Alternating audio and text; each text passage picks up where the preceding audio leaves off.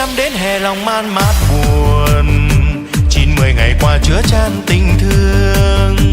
Ngày mai xa cách hai đứa hai nơi, phút gần gũi nhau mất rồi, tả từ là hết người ơi.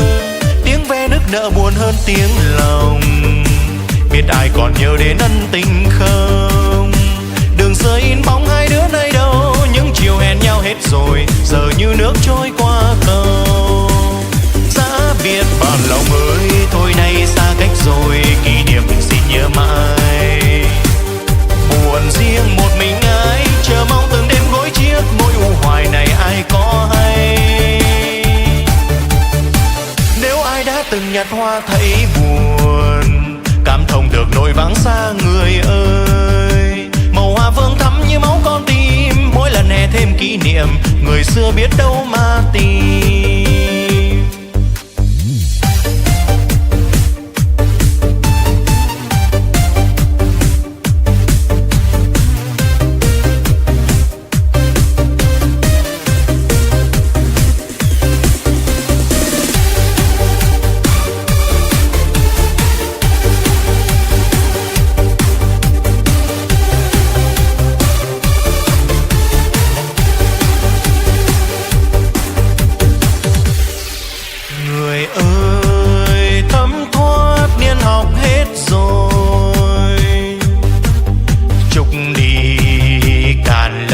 Giây phút ly bồi,